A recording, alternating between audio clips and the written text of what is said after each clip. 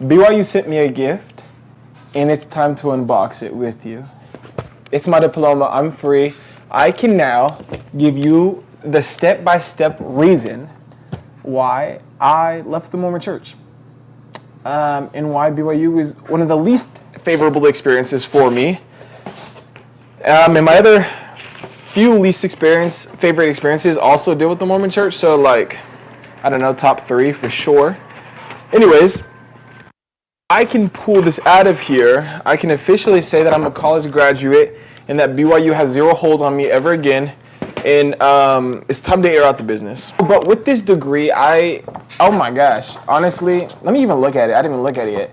Brigham Young University, our recommendation of the university faculty and authorization of the president of the board of trustees, has conferred on Sebastian James Stewart Johnson the degree of Bachelor of Arts in Political Science and has granted this diploma as evidence thereof. So what you're saying is they can't take this from me. So as I drop my multi-part diss track on BYU, I'm free forever.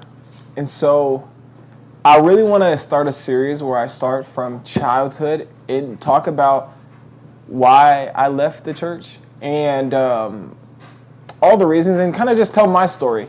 My story, I feel like, is pretty unique, and it's pretty interesting. Got a lot of tea to share. Because the tea, as they say, is hot. Welcome to my multi-part series about why I left the Mormon Church. If you're new here, it's because I got my diploma in the mail. And I've been waiting to drop my diss track on this Mormonism/BYU because they were some of the worst experiences of my life, truly. And, well, I feel like I should talk about what I think and what I have felt and what I've thought this whole time. If you're interested and you're here to join along, comment a question that you may have and follow along as well if you are interested. Okay, no more intro. So I just want to preface with the first thing is that I was not just a random Mormon member. I was a golden member, in my opinion. Multiple people told me they never thought I would leave the church.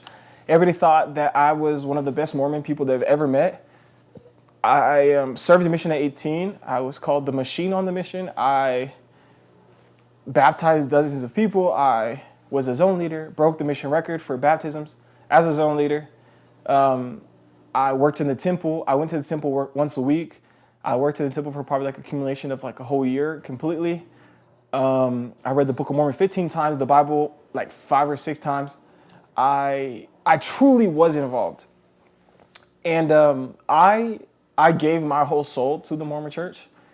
And so for me to have left, it was truly because the Mormon Church, I felt, manipulated, gaslit, and produced a form of the Mormon Church that is not real. And depending on how long this is so far, I might stop it here and post the next episode in a separate video. So if so, it'll be linked here.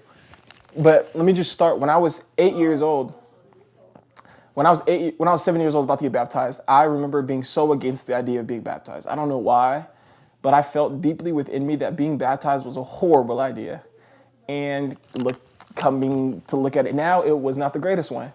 Because I don't think an 8-year-old should be making a decision for the eternal salvation at 8 years old, especially with conservative people believing, most Mormons, that kids can't transition at 8, but they can be baptized at 8. Just think that's funny.